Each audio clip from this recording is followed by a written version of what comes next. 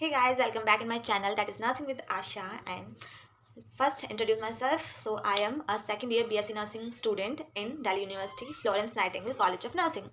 So आज मैं आप सबके साथ अपना फिजियोलॉजी का जो हमारा एग्ज़ाम हुआ था इन फर्स्ट सेमेस्टर वो डिस्कस करूँगी। तो ये हमारा क्वेश्चन पेपर है। तो ये हमारा 2022 का क्वेश्चन पेपर है। जनरली ये 2021 में होना था बट ड्यू टू कोविड। तो सबसे पहले जो हमारी फिजियोलॉजी है, तो फिजियोलॉजी में हम ह्यूमन बॉडी के फंक्शन के बारे में पढ़ते हैं। तो इसके अंदर हमारे जनरली जो भी टॉपिक्स होते हैं वो प्रोसेसेस होते हैं, सारी की सारी जो अभी हमारी बॉडी के अंदर हो रहे होते हैं। तो फिर अगर मैं डायरेक्ट क्वेश्चन पेपर पे आते हैं आज, तो फिर सबसे पहले इसके अंदर फर्स्ट क्वेश्चन आता है नॉर्मल वैल्यूज़ का। इसके अंदर आपको डिफरेंट नॉर्मल वैल्यूज याद करनी होती है, लाइक प्लेटलेट की, आरबीसी, ब्लड वॉल्यूम। तो फिर जो हमारी इस क्वेश्चन पेपर है इसमें 10 मार्क्स में आपकी नॉर्मल वैल्यूज पूछी हुई हैं। तो इसमें जो फर्स्ट है वो है platelet count, second stroke volume of blood, and third है total body water in percentage, total leucocyte count, RMP of cardiac muscle, tidal volume, serum creatinine, duration of ventricular systole, duration of menstrual cycle, PR interval in ECG. तो इसके बाद जो हमारा second question है उसके अंदर short notes लिखने हैं। तो ये हमारे 5 मार्क्स में है, 3 शॉर्ट नोट्स लिखने हैं। तो इसमें हमें 5 ऑप्शन दिया है। फर्स्ट है सोडियम पोटेशियम पंप, तो ये हमारा नर्व कंडक्शन के ऊपर क्वेश्चन है।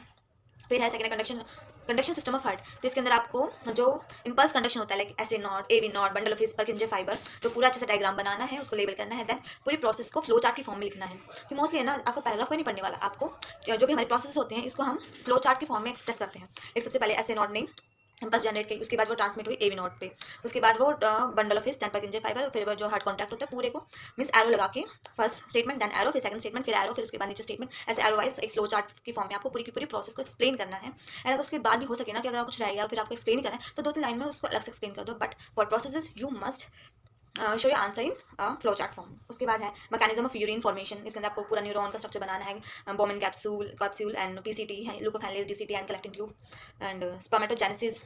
उसके अंदर वो क्या नाम, जर्म सेल से लेके पूरा स्पर्मेटोजोआ तक की पूरी प्रोसेस दिखानी है। इसके अंदर डायग्राम के साथ में पूरी प्रोसेस को फ्लो चार्ट की फॉर्म। देन है वाइटल कैपेसिटी, रेस्पिरेशन के अंदर है।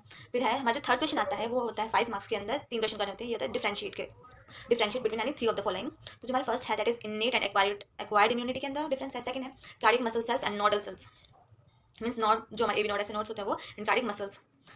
और फिर थर्ड है diabetes insipidus and diabetes mellitus. फिर है fourth peripheral and central chemoreceptors, and fifth है major thalassaemia and minor thalassaemia. इसके बीच में डिफरेंस। अब बात आती है डिफरेंसेस को आप कैसे लिखेंगे। मोस्टली जैसे हम नॉर्मल डिफरेंस लिखते हैं ऊपर हेडिंग लिखनी है। उसके बाद अगर 5 मार्क्स में अगर आपको क्वेश्चन है तो कम से कम 10 to 15 डिफरेंसेस आपको लिखने हैं ईच पार्ट के अंदर। And describe any 4 of the following, उसमें भी अगर आपको कोई भी इंपॉर्टेंट चीज़ें हैं उसको अंडरलाइन करना है, हाईलाइट करना है।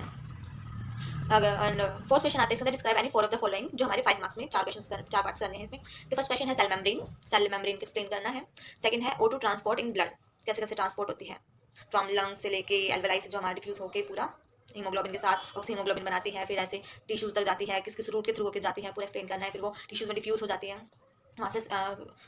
फिर नेक्स्ट है थर्ड है गैस्ट्रिक एसिड सिक्रीशन, फोर्थ है एक्साइटेशन, कॉन्ट्रैक्शन, कपलिंग, ये हमारे मसल्स के अंदर है। फिर है पाथवे ऑफ हियरिंग, क्या होता है। फिर आता है हमारा फिफ्थ क्वेश्चन आता है, इसमें 7.5 मार्क्स के 2 क्वेश्चन है पार्ट्स के अंदर, नहीं यस, एंड इसके अंदर तीन पार्ट्स होते हैं। इसके अंदर आपको 2 करने हैं। फर्स्ट है discuss the autonomic nervous ANS, autonomic nervous system and its effect on different system. उसके बाद सेकंड है discuss the neural and the chemical regulation of the respiratory condition. Third है discuss the regulation of body temperature during hot and cold environment condition. तो ये हमारा question paper है physiology का 2022 का। तो इसके अंदर हमें मोस्टली अगर एज अ समरी पूरी समझे तो हमें क्या करना होता है, इसके अंदर हमें डायग्राम बनाने होते हैं, नॉर्मल वैल्यूज याद करनी होती है, डिफरेंशिएट की फॉर्म में, और जब हमें प्रोसेस लिखनी होती है वो हमें फ्लो चार्ट की फॉर्म में, मींस एक स्टेटमेंट लिखी, उसके नीचे एरो डाल के दूसरे स्टेटमेंट, फिर एरो डाल के, मींस एरो टू एरो आपको एक पूरी प्रोसेस को एक्सप्लेन करना होता है फिजियोलॉजी के अंदर। And it's all and means अपने क्वेश्चंस को इंपॉर्टेंट टर्म्स को हाईलाइट करो, अच्छे से पूरा स्पेसिंग देकर अपना आंसर लिखो। एंड इसके बाद मैं आपको कुछ इंपॉर्टेंट टॉपिक्स बताना चाहूँगी जो फिजियोलॉजी के लिए काफी इंपॉर्टेंट है।